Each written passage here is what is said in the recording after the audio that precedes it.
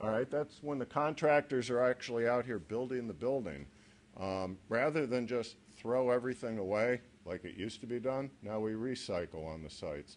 You have a dumpster for waste, but you have a recycling dumpster. So we're making contractors actually bid that as part of their work. We're using, like I said, the existing slopes on the site to minimize the cut and fill. Brick is a local material, and certainly things like concrete, steel, you have lots of local materials that we would definitely want to see in the building. Using indigenous landscaping, things that are meant for Pennsylvania, obviously. In each bay, we have trench drains underneath the trucks. That's for when the trucks come back, like tonight, and they're wet, they're dripping. Those all goes into a trench drain. When they wash the vehicles, and believe me, you want your volunteers to wash them because those are expensive trucks and you want them to last. All that goes into the trench drains, flows out into an oil water separator. That separates water from all the oils and dirt and so on and so forth, and then goes off to sanitary. Same thing with the grease interceptor for the kitchen waste.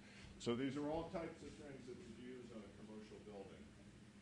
And now what you actually wanted to see is the cost. All right. When you're doing a building project, there's always two costs. First cost is what we call hard cost. Hard cost is sticks, bricks, and the labor to erect them. Everything else is a soft cost. So what is everything else?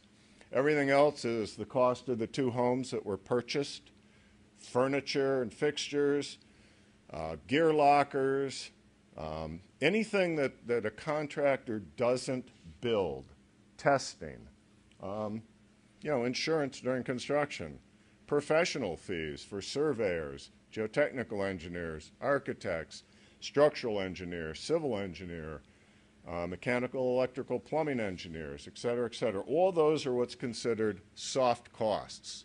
All right, and you can see some of them are listed here. The demolition. We're talking about demolishing this building, so you have to come in, do an asbestos and hazardous material survey, and then remove all that, and then demolish the building. Those are all soft costs. The hard cost, that's a contractor bringing in concrete, steel, roofing materials, et cetera. So that's how we as architects separate budgets. And again, we do that because if you put the things into the construction budget that belong there and give contractors the things to build that they know how to build, your costs are always going to come down. If you take the things that you can buy through state contract or separately through other types of bids like furniture and fixtures, you're always going to save money. And that's why we separate these budgets the way we do. So I think maybe many of you have seen the council recording from a couple of weeks ago, or we're at that meeting. You could see these are the same two budgets, $6.6 million to build the building, $1.7 million for everything else involved, for an $8.35 million budget. All right? And I think at that moment, Ed, I turn it over to you. You want this thing? Okay, good evening, everyone. My name's Ed Schmidt, and I'm going to continue. Which button did you hit, by the way? Far right. Low, all the way down. There we go. Okay. All right. First of all, as you'll see here, we've put together a proposal. Well, let me start back a little bit. About 7 years ago, we actually started this process and started looking into, and Greg showed the study and the feasibility study and so on. And we said, look, our donations were going down then, and we knew that the building was going to have issues. The unfortunate part is that it's the current management of this fire company that's responsible for making sure that we're a feasible fire company today and into the future. So as a result, we're having this meeting tonight because we realized that we only have a few options, and believe me, very few. what we did back then is we took all of our records and we gave them to the municipality, which we've never done in the past. We were a separate entity totally from the municipality of Bethel Park, and we were proud of that, actually. So as a result, we realized that if we kept going at the rate we were going, we were not going to be able to sustain ourselves into the future. So we went to the municipality and we said, we're looking for options. We need help from someplace. We gave them all of our records. They gave the records to the finance director and auditors and so on, and they looked at everything and they said, they agreed. They looked at our numbers and said, going forward, if things continue the way they are, that we are not going to be able to sustain ourselves. So as a result, we worked with them, and for the last 2 years at least, we've had regular meetings with the municipality to determine how we're going to do this. So what we're asking when the referendum is going to be on the May 21st ballot is we're asking for a dedicated funding stream for the fire department. What that does is, and you may hear other opinions about what we're trying to do with the Home Rule Charter, and you'll hear an opinion that maybe it should just be done by ordinance. What we're trying to do is we're trying to come up with a dedicated funding source that does not involve politics, number one.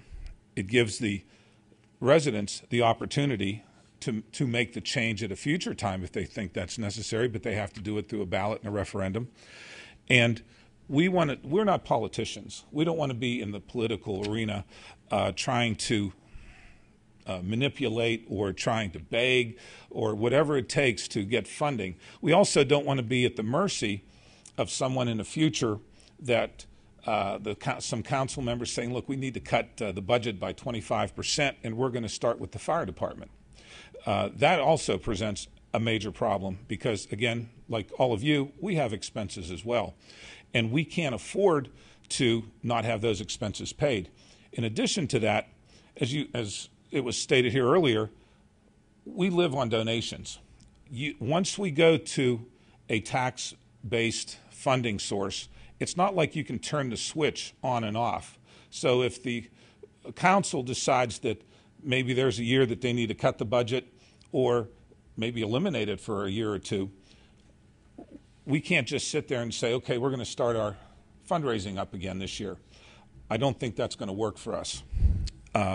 Now, with regards to the buildings themselves, what we've worked with the municipality, the council, on is that they are going to be the landlords. They are going to take over not only the new building that it will be built in this spot here, but the two other fire stations as well, which is Clifton and Milford stations.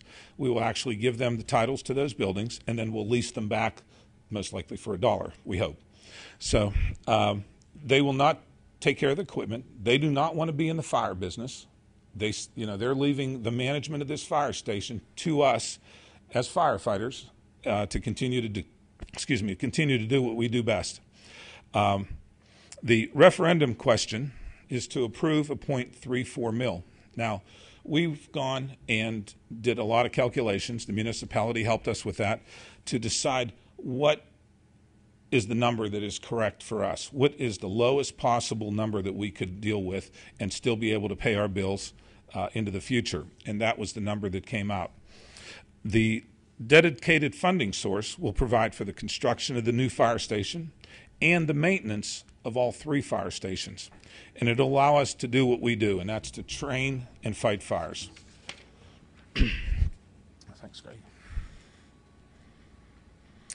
So how will the proposed funding, how will it work? All the funds will be collected and audited by the municipality. We will not have a fund here in our fire station that we can just draw from.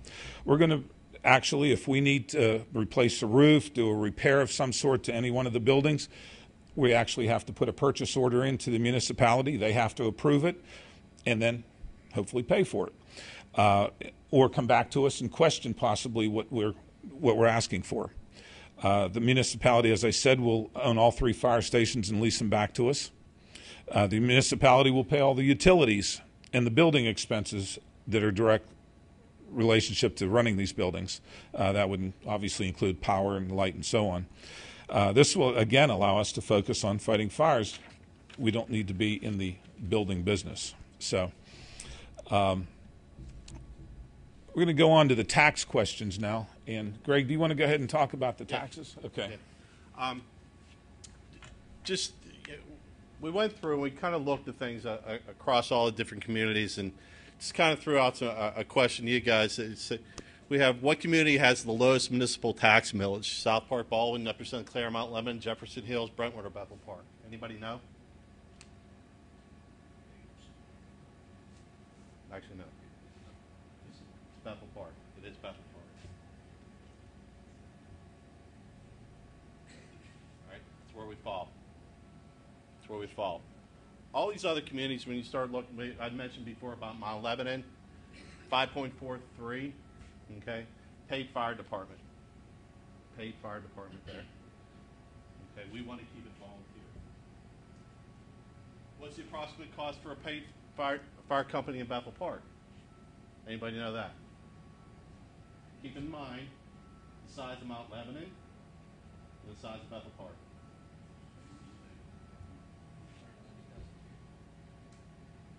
About $5 million, about 2.5 millage tax increase. $250 per 100,000 median assessed value on a house. Okay. What are we looking to support? What we're looking to do? Again, this is just not about a building. Okay, the building is a piece of it. We know we have to do the building, but it's the operating also.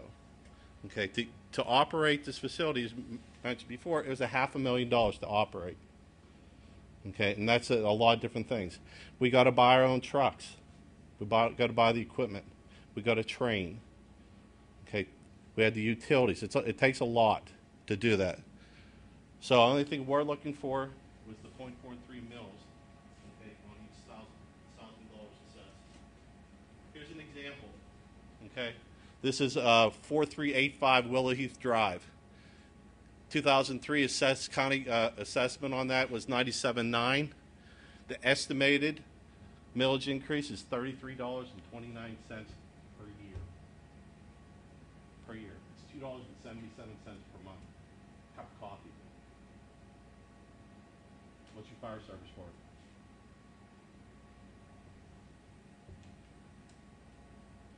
Jeff, you want to finish it up?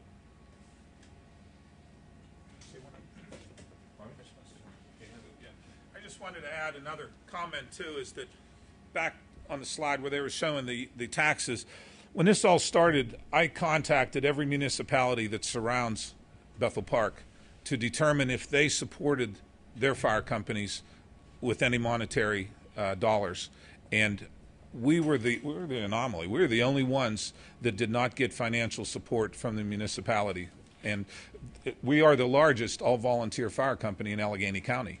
So we are somewhat very unique, and I think that goes to show also, you know, we have a treasurer here somewhere, and there he is sitting back there. You know, he doesn't allow too many things to be purchased here, let me tell you. He's tough, and believe me, treasurers before him were like that as well. You know, we've watched how we spend our money, and I mean, you're not sitting in a Taj Mahal here by any means of the imagination, and nor will the new building be either. But it's our tenacity to watch what we spend that's made a difference of keeping us volunteer and keeping us living on donations. The unfortunate part is that the donations have dropped. And I think we made one comment, Greg and I were talking about the other day, is that if you look around here and take 10 of your neighbors and look at who's here, 3 of them donate, the other 7 don't. And that's what makes it very difficult for us. And that number is dropping, it's not going up. And if you were all business owners, it'd be less than 2 of you donating. So that's the problem that we have. So. Yeah, I want to comment. Ed mentioned some of the things and what we did and some of the research he did. Example, Upper St. Clair receives $256,000 a year to operate their fire department. They received an entire fire station, plus there was additional funding, obviously, they received from grants and such, and we are going after those type things, but they paid for that. The fire department does not have to buy their fire trucks either. The municipality buys their trucks for them. Mount Lebanon, again, was $4.1 million, okay, in their budget for their fire department. Then on top of that, they just got a $9.2 million fire station, as you all have seen. They receive additional fundings also to support the fire department. Baldwin receives $164,000 from the municipality, plus they get fuel allowances for the fire departments and their insurances. Whitehall, $157,000 a year, plus their station was purchased by their municipality, plus their mortgage was covered. Peters Township is about $1.3 million on theirs. So there's, you know, we're very fortunate in our community on how we get things and how we've done things. And it is that we were discussing the fire department. We want to keep it minimal. We don't want it to go up. We want to stay volunteers. We don't want to be paid. We want to make this easy on the people of the community. We're just asking for everybody to put in their fair share. Jeff, you want to finish it? As this slide shows, our next steps, public feedback and public awareness. That's what we're doing tonight. This is our first town hall meeting. We're going to have at least one more, and we'll be making visits out into the community with other groups and organizations, just to make everybody aware of what we're doing here. We want to educate everybody as to what we're doing. The more we feel that the more you know, the better it is for us. We certainly don't want to hide anything. We want everybody to know what our plans are. This is going to come onto the ballot for May 21st. We're urging everybody to approve this. The ramifications, if it's not approved, we have no idea what we're going to do. We certainly don't even want to think about that. We're looking positive, we're looking into the future, and we're certainly hoping that everybody's going to vote for this. Assuming it passes, drawing and specifications in 6 months, bids in 2 months, we're looking at a year from now to actually start the construction phase of the project. It would be, March, April of next year. We're looking to probably tear this building down, start everything, and then be finished in about a year and a half after that. So that's pretty much what our schedule is for the next steps. And again, we're certainly asking for your support, and tell all your neighbors. And if you have any questions, please let us know. At this point, if anybody has any questions or comments, would invite you to come up to the microphone if you could. And if you would state your name and address for the record, would certainly appreciate that. And then we'll do our best to answer your questions. I'm not going to answer these alone. My name is Joe Zarni. Been a 35-year resident of Bethel Park, 6359 Mitch-Haven Drive. For 35 years, I've supported the volunteer fire company, and I will continue to do so. I think it's one of the best bargains we have in town here. Believe me, I really do believe that. Couple of comments. Number one, I guess I'm really shocked, and it's almost embarrassing to think that 70% of the people who live in Bethel do not contribute. That just stuns me. If they would see this presentation, I can't help but feel that they would contribute, and you wouldn't be where you're at today. You guys do a phenomenal job. It's amazing, and you deserve a new facility. I support that 100%. The only questions I have, two basically, is number one, a comment first. The assessment process in Allegheny County is just so screwed up, as you know. I've appealed. My property tax has gone up tremendously. And even with that, this is still a bargain, no matter how you cut it. I mean, I won't argue that. Secondly is there another avenue that you guys could have looked at as to like a head tax, so much per household, given the fact that so many people don't contribute, 70% don't. Same with the businesses. And the other thing that I look at, too, is that, and I can't support this 100%, but if you look at insurance on your home, if you have a 100-year-old home versus a home that's 20 years old, your insurance rates are different. So that 100-year-old home has a higher risk associated with it. And when you look in this neighborhood, we have brand new homes, very old homes. So some of the newer homes are going to be supporting or paying a hell of a lot, a lot more than the people with assessed values that are maybe half or 1/4. I don't see the equity in that. I think those people should pay the same amount of money all across the board to get the same service. So why should someone with a $50,000 assessed value pay less than someone who has a $100,000 value? That's it. Once again, I support you guys. I will continue to support you. I want you to know just some of the questions I have, and I don't know if you can answer those now. I'm sure there are other people that have questions here.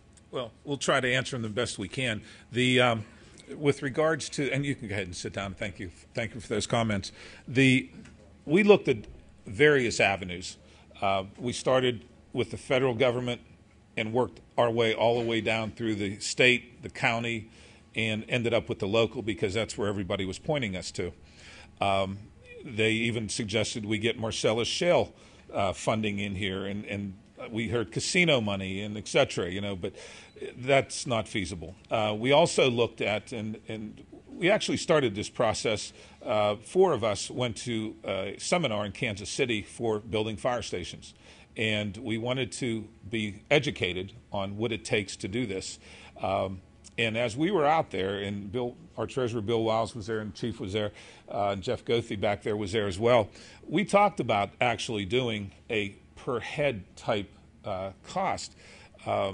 But I believe somewhere, and maybe the municipal councilmen that are here can correct me if I'm wrong, but I believe it was very difficult to come up with a number that would be able to provide us with the funding that we needed. I know the school district, as an example, I believe has a $10 is it $10 head count per capita tax and so on.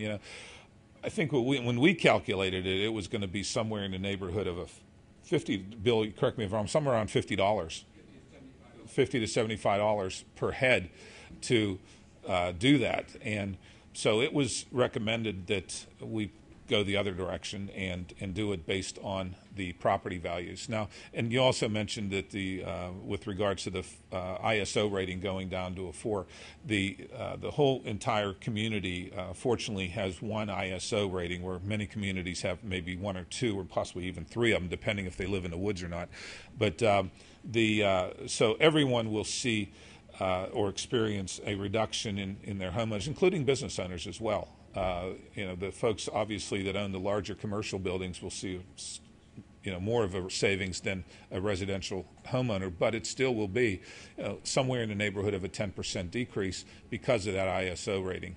But you're right. I mean, it's someone that lives in a large, newer home compared to a older home is going to be paying a little bit more based on the value of that home, and they're going to be using the county assessment website for that. So we also, by the way, in the back, after we're done here speaking, we have a computer set up back there, and one of our firefighters, John Kuchma, created the program. You saw one of the slides here with the house on Willow Glen. I forget which one what it was. If you want to see what yours would be, simply give him your address, and he'll pull it up for you, and it'll tell you exactly what a 0.34 mil tax will cost you on your house based on the county assessment. So, and he'll be sitting back there taking that information. So, yes.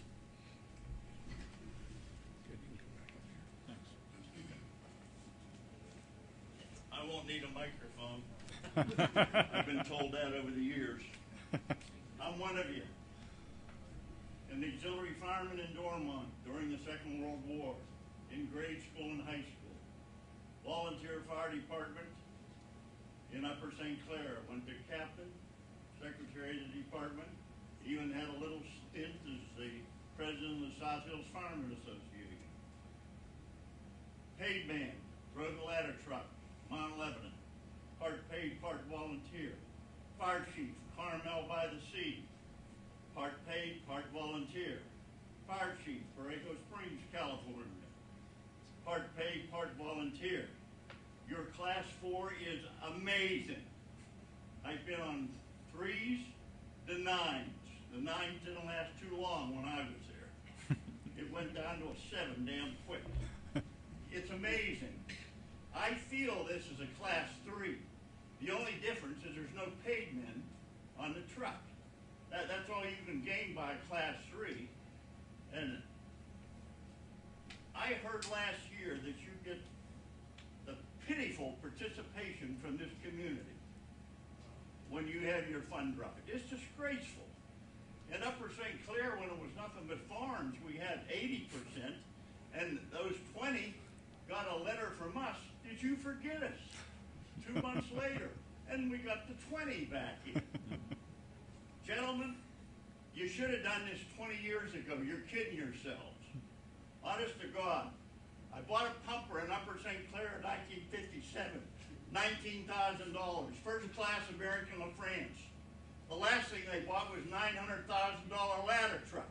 The first one we bought was $5,000, used from, down the river.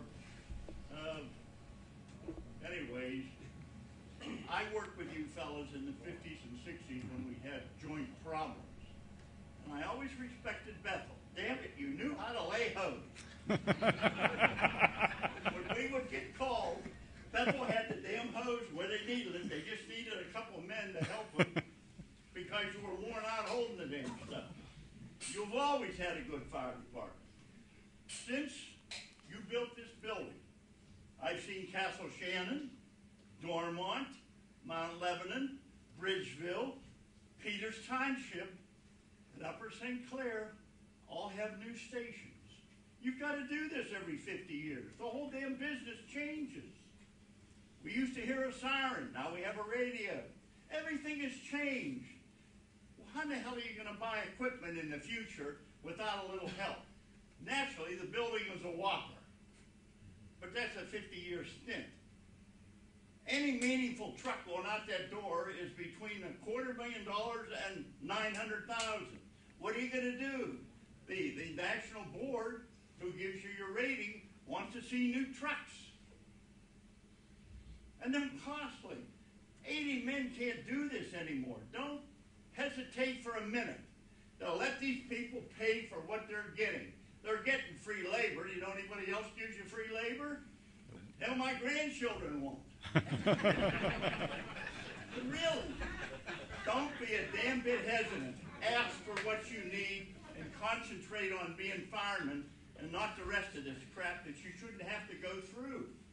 You can't buy fire trucks by selling tickets for 500 gallons of gasoline at a raffle. This is big money anymore. Hell, I used to sell Lincolns and Mercuries for $5,000. The last one I bought was $55,000. Same thing with your trucks, your hose dryers, everything. A damn spanner wrench used to be $1. Now it's $8.50. I mean, you can't do this. Ask for what you need because you're doing a great job, and hold your heads high. And for God's sake, don't hesitate to do it because there's no alternative. And remember, one thing I did learn over the years, if they pay for something, they seem to appreciate it a little more. Thank you. Thank you. Well, we certainly appreciate your comments, but most importantly, I want to personally thank you for your service over the years. I would like you to write my next speech.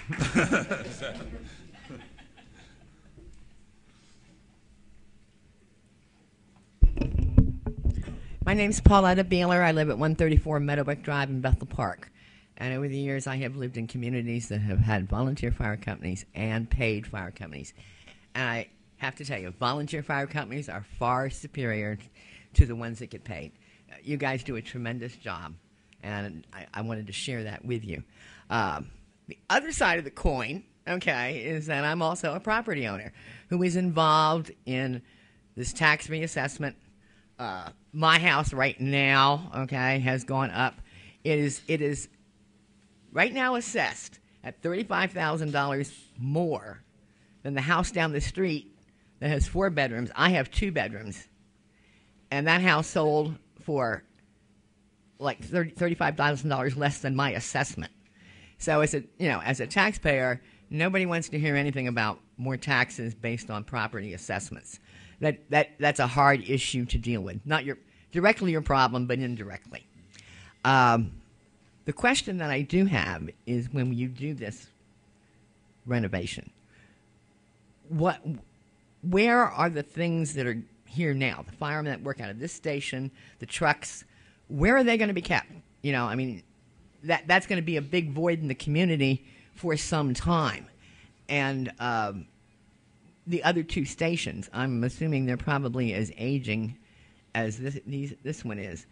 What is the prospectus? I mean, are we looking at something that's, you know, eventually going to just keep mushrooming and mushrooming? No, I will tell you, first of all, to answer your question about when this building is being renovated or we're building the new building. We're in the process of making plans to store the apparatus strategically right around the same area. We've got some plans in the works. We've talked to Kiefer's right up there, right up the road. We've talked to the municipality about maybe using some of their garages. So we're going to have the apparatus available and readily available just as we do right now. As far as the firefighters, we're going to have to make a little bit of a change. We'll probably carry our gear with us rather than storing it somewhere like we do now. So we'll go straight to a fire scene or go straight to get a truck and run from a different location. But we'll assure you that, you know, the chief and his men will make sure that there is no lapse in any sort of fire service or any sort of fire coverage in the area. You want to answer that? No, that was good. Well, he mentioned Kiefer's. Kiefer's has a building that sits behind a police station that would hold, I believe, 3 to 4 of our engines. So we're going to be talking to them about the possibility of using it for the year and a half that we may not have access to this location. So, right. And we did look at other locations as well. We really wanted to avoid having to move out of here while another building was being built. And believe me, finding land in Bethel Park big enough to house a fire station is a challenge.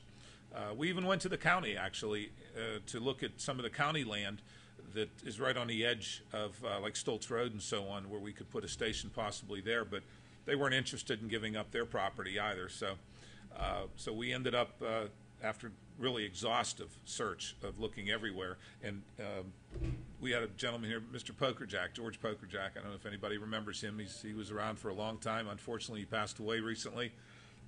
You know, he was a man that he was out on a search, believe me, to find a piece of property somewhere, and he would bring us suggestions constantly, and we looked into them, believe it or not. We really appreciated his opinions with regards to the properties and so on, but unfortunately they just wouldn't work. So at the end of the day, this was the spot that we were going to have to stay with, and unfortunately we found an architect that was able to use the piece of property that we have here and build hopefully build anyway a nice fire station that would last us for many years to come. So, any other questions? Comments? Yes, sir. How much revenue will come in from that 0.34 village? the $736,000 a year, somewhere in that vicinity. Right. And that, I'm sorry, and that will pay for the bond issue for the building, like Ed said previously, plus our operating costs now and down the road. There's the bond issue would be a 30-year deal, so we would be paying into that for 30 years, or the municipality would be paying into it for 30 years using that money, you know, so that's how that's going to be split, and then there would also be a small fund too that would be hopefully a small fund built into that as well to allow for emergency repairs such as roofs and possibly asphalt or something like that as well. So, yes, sir. My name is Gordon Ogle, and I live on Forest Road. My first question is to the architect. Earlier in the presentation, they were talking about the reason why they had to rebuild this fire station is because there was bed springs and mattresses underneath the ground. But I didn't see anything in the presentation about what are you going to do about this sinking landfill. And before you answer that question, my second question is, I only became interested in this 3 days ago when I was flicking through a channel and saw Channel 7, the city council, and the fireworks that were going on there. And So I looked at the Home Rule Charter, and I had to search on the internet to find one. And as I understand it, they want to put, the City Council wants to put this 0.34 mils in the Home Rule Charter. And it becomes cast in stone, and if for some reason you want to change it or we need to change it, we have to vote on it every year or next time.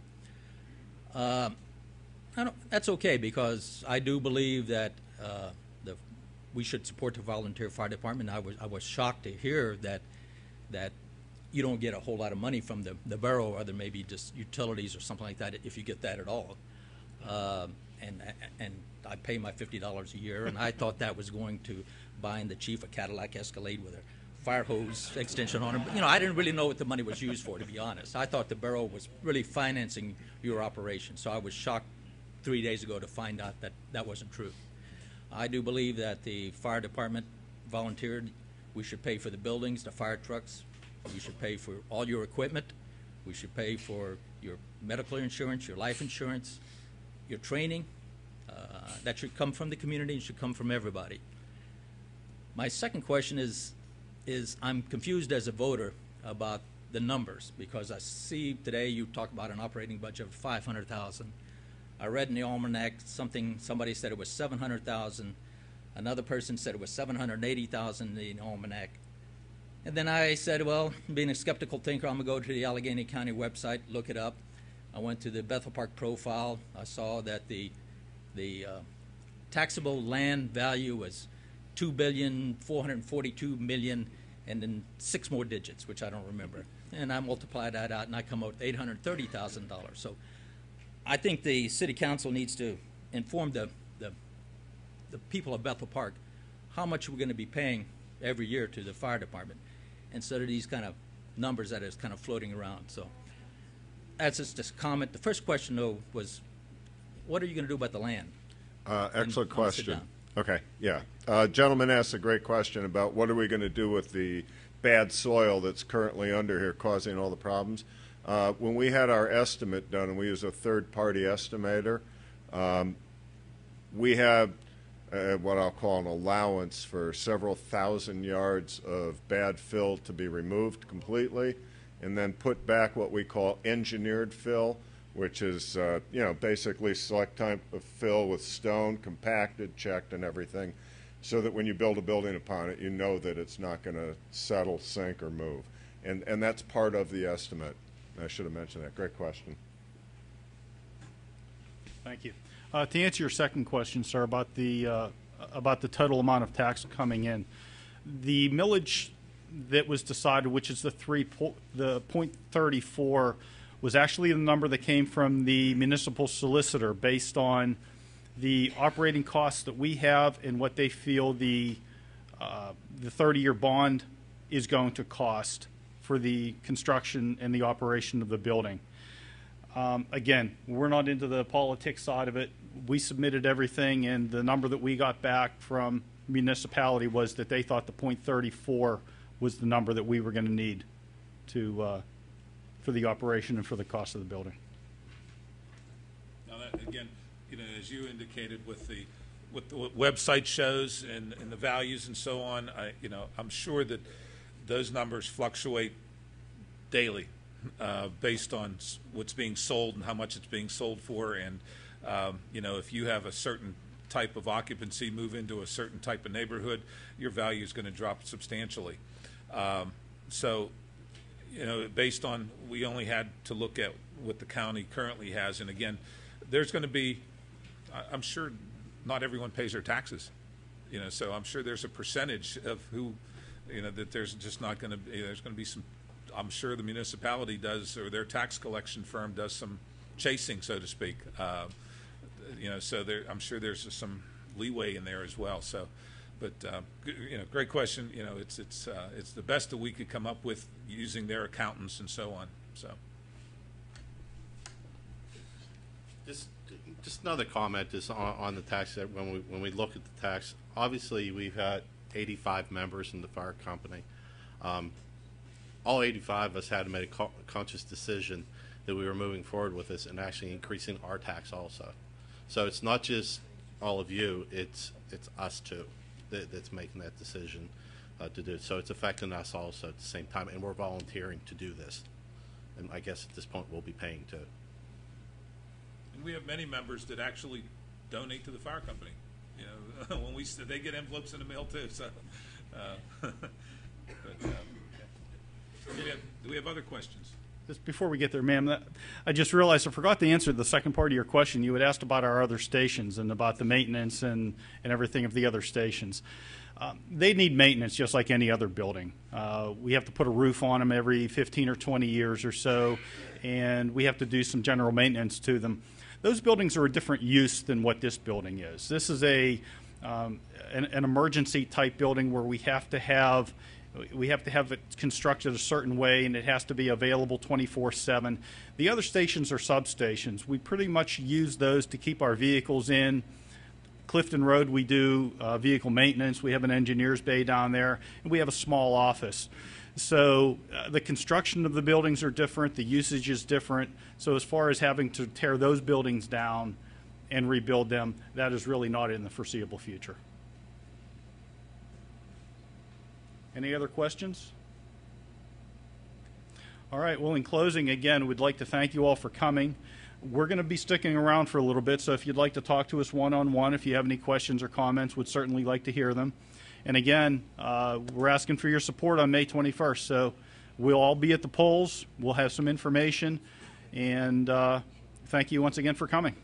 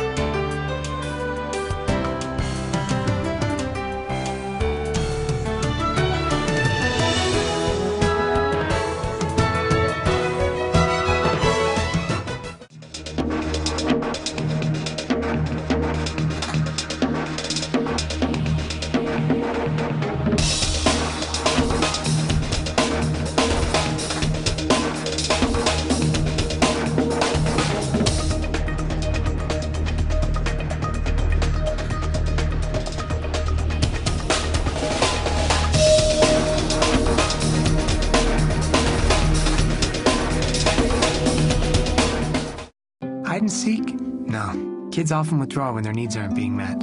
So it's up to us as parents to communicate with them.